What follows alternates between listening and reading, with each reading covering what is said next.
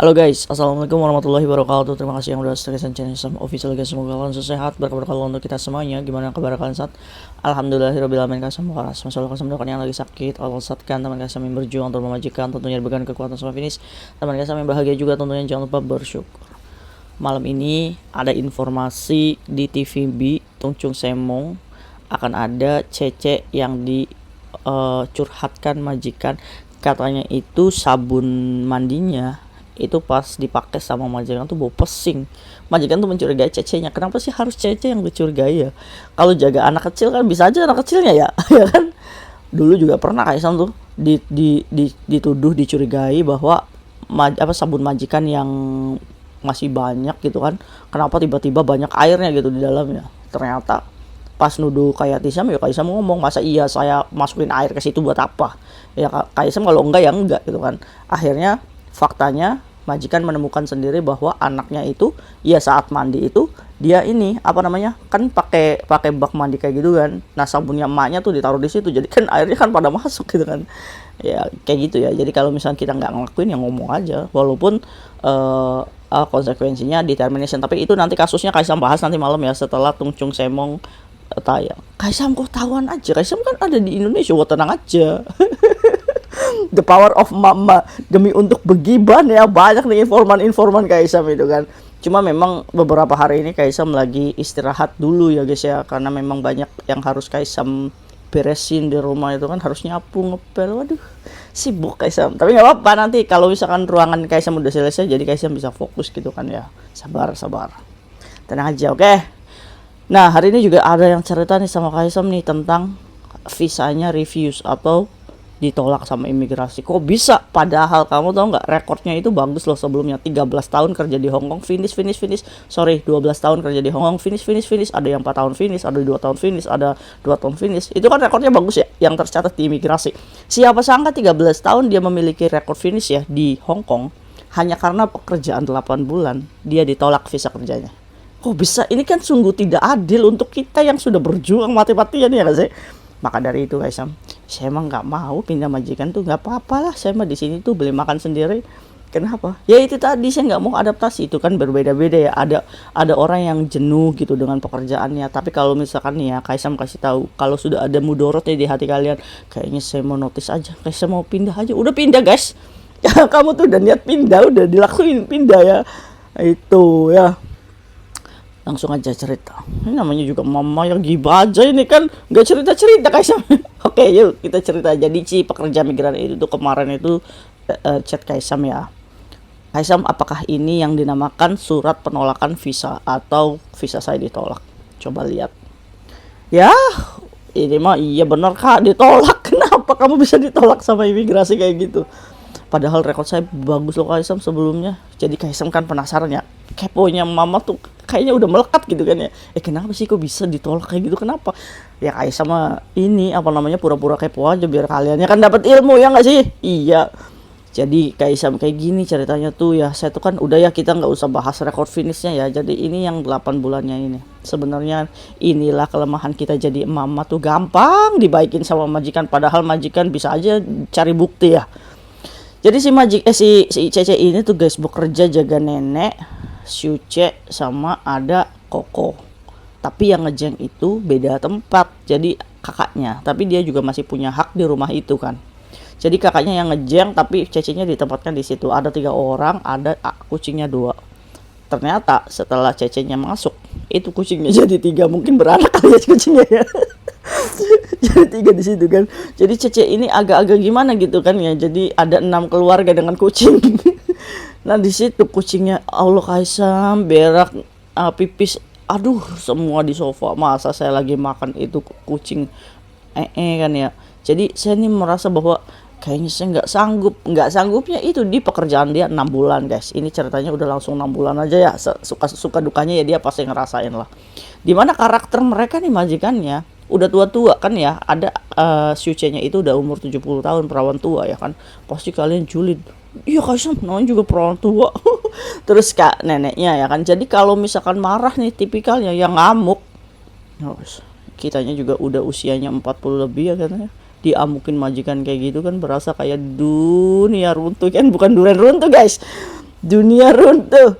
Nah terus udah kayak gitu guys, jadi si Cece ini aduh, kayak kalian gitu kan, kalau mau notice itu maju mundur, ngomong enggak, ngomong gimana cara ngomong ya.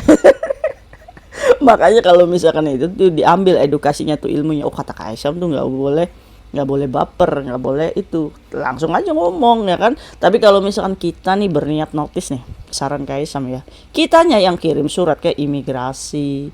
Supaya apa? Supaya kita tidak dituduh yang namanya job hopping. Job hopping apa Kaisam? Bentar. Jadi kalau kita yang mau notice nih guys ya, dengan keadaan rumah majikan yang tidak sesuai dengan pekerjaan kita, atau kita merasa tidak kuat, maka ya kumpulkan bukti itu, ya kan? Kalau kita mendapatkan akomodasi yang tidak layak lah, seperti kita tidur di atas jam 2, kita makan dikasih tulang belulang aja, terus kita juga apa namanya, ya pokoknya apa yang tidak cocok gitu, kamu ambil bukti, cekrak, kulkas yang selalu kosong, ya kan, itu kan sama aja akomodasi yang tidak layak. Itu bisa menjadi alasan yang diterima imigrasi. Makanya kalau misalkan apalagi kalian punya hutang bank, pinjol atau apapun, lebih baik jangan kamu notice kalau punya hutang ya. Kalau punya hutang itu lebih baik di termination. Ya, maksudnya determination dalam arti majikan yang tidak ingin kamu. Kenapa Kaisam seperti itu? Karena ya kita udah sadar diri aja lah guys, kita udah ngerepotin majikan gitu kan, masa ya kita harus kabur dengan hutang-hutang kita, enak aja. Tapi kalau majikan yang udah tidak mau, ini kan udah beda cerita. Kita bukan nggak mau kerja, tapi majikan yang udah tidak butuh kita. Makanya kenapa yang di rumah-rumah Kaisam nih, orang-orang yang diusir majikan, pinjol, apa dan lain-lain, dia masih turun visanya karena ikuti saran Kaisam. Terus dia pas diusir cari kayak Kaisam gitu kan, dan Kaisam buktikan, Kaisam kasih tempat, ya dia kerja lagi ya kan, gitu ya. Itu saran Kaisam. Terus kembali lagi nih di kasus, akhirnya mbak ini ngomong sama majikannya, majikan saya udah kayaknya nggak kuat gitu kan. Kenapa Cece? Nah intinya majikannya masih butuh si Cece-nya.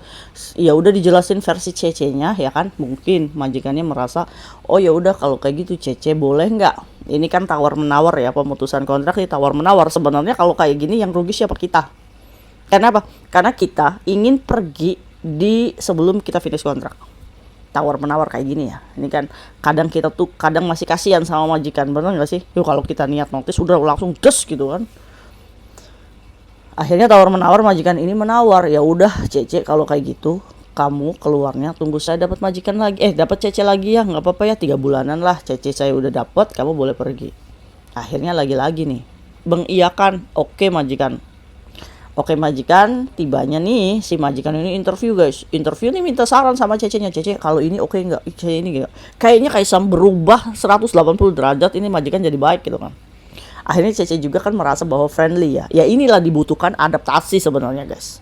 Ini sebenarnya adaptasi. Jadi kalau misalkan memang kamu nggak cocok sama majikan, kamu komplain sama majikan. Kalau tetap komplain nggak direspon, ya baru kita notice. Notisnya kita jangan mau damai kayak gini. Notice aja langsung ke imigrasi. Itu untuk mengamankan visa kita. Ini mah Cece-nya masih baikin majikan gitu kan. Majikannya udah di interview, udah dapet Cece nih, majikannya ngomong, Cece kamu mau cari majikan kan, ya udah sekarang aja saya bolehkan katanya. Wah ini bisa jadi penjebakan ya kan. Ini bisa aja nih kalau misalkan memang Cece-nya berniat mencari majikan gitu kan, dan tidak mau bekerja. Karena apa? Karena alasannya nggak ada, dia bekerja masih baik-baik gitu. Akhirnya Cece-nya itu cari majikan dan dapat guys. Keluar dari rumah majikan itu, dia langsung masukin berkas ke agen baru, terus dia pulang tunggu visa. Dan visanya sekarang refuse. Kita tarik mundur ya, kenapa kok bisa refuse? Padahal secara aturan si pekerja migran ini sudah melakukan aturan secara benar. Dugaan pertama nih ya, ini tidak ada surat mungkin ya. Kaisam nggak lihat surat pemutusan kontraknya. Apakah ini majikannya yang langsung memutuskan kontrak ke imigrasi atau tidak ada pemutusan? Tapi sepertinya ada ya. Sepertinya ada. Cuma majikan ini mungkin melakukan rekod ke imigrasi ya guys ya. Namanya 70 tahun itu guys. Nulis itu masih bisa kan ya. Terus juga dia juga mungkin tahu nih caranya. Ya udah kalau kayak gitu kamu nggak usah bekerja di Hong Kong lagi. Pernah ada perkataan seperti itu guys. Jadi dugaan Kaisam sih, si pekerja migran ini dicurigai imigrasi melakukan job hopping. Jadi dia berpindah majikan dalam waktu yang singkat sebelum finish kontrak gitu kan, untuk mendapatkan keuntungan yang dituju oleh pekerja migran ini sendiri guys. Entah itu gaji yang lebih tinggi, entah itu pekerjaan yang lebih ringan gitu kan. Jadi curiga imigrasi terhadap job hopping ini yang membuat si pekerja migran ini visanya ditolak atau tidak sesuai kriteria domestic helper yang dibutuhkan standar Hong Kong. Kayak gitu. Karena imigrasi itu sangat-sangat memerangi job hopping dan itu sangat ketat sekali. Kayak gitu ya. Ini pasti job hopping. Karena banyak ya guys ya, visa ditolak itu sebenarnya alasannya receh banget gitu kan. Menurut Kaisam kayak gitu ya. Jadi sarannya untuk kasus mbaknya ini seperti ini ya. Jadi buat kalian kalau yang mau notice, kumpulkan bukti-bukti apa yang membuat kamu tidak enak sama majikan. Kaisam, masa iya saya kasih tahu majikan kalau saya kurang makan? Gini caranya, kamu bikin surat notice ya. Di situ surat notisnya, di situ tulisannya reasonnya ya, personal reason aja atau alasan pribadi. Tapi kamu bikin catatan pribadi di selembaran lain. Kamu tuliskan tuh unek-unek kamu terhadap majikan secara jujur kepada Departemen Imigrasi. Seperti majikan juga mengeluarkan unek-unek di lembaran lain yang tidak kamu ketahui. Itu yang namanya rekod. Kita memberikan rekod terhadap majikan. Majikan juga memberikan rekod kepada kita yang dinamakan black record gitu kan. Komplainan majikan ke kita. Boleh. Jadi kita yang dikasihkan ke majikan itu adalah surat notis yang alasannya personal reason atau alasan pribadi ya. Terserah saya dong kasih alasan apa ke imigrasi. Kalau kita mau notis, kirim dulu ke imigrasi kalau kita udah mantap nih ya. Tapi kalau kita hatinya masih goyah, ya udah kita berarti, kalau kita hatinya masih goyah ya, maaf guys tadi melodinya nangis. Kalau kita hatinya goyah gitu kan, ya bisa jadi kita yang dirugikan seperti ini. Karena apa? Karena kita nanti dituduh sama majikan memang sudah sengaja mau pindah majikan. Ini yang bahaya guys. Dituduh majikan memang sengaja untuk pindah. Ini yang namanya job hopping garis bawah nih ya. Kalau kita mau notice langsung aja ke imigrasi gitu kan. Jangan kamu nego dulu sama majikan. Bisa aja majikan menjebak, ya kan, bikin rekaman suara atau rekod gitu kan, sengaja menuduh kita sudah mendapatkan majikan, makanya dia mengundurkan diri dari pekerjaan di rumahnya. Itu job hopping loh, hati-hati loh. Itu bisa menggagalkan visa kita, hati-hati ya. Nah itu mungkin ya mbaknya. Sekarang Kaisang tanya, kamu mau kemana? Mau ke Taiwan dulu kak? Oh ya sudah, terima kasih untuk ceritanya kak. 13 tahun rekod finish, 8 bulan dicurigai job hopping sama imigrasi. Semoga ini bisa menjadikan pembelajaran untuk kita semuanya ya. See you next video, bye bye. Assalamualaikum warahmatullahi wabarakatuh. Bye.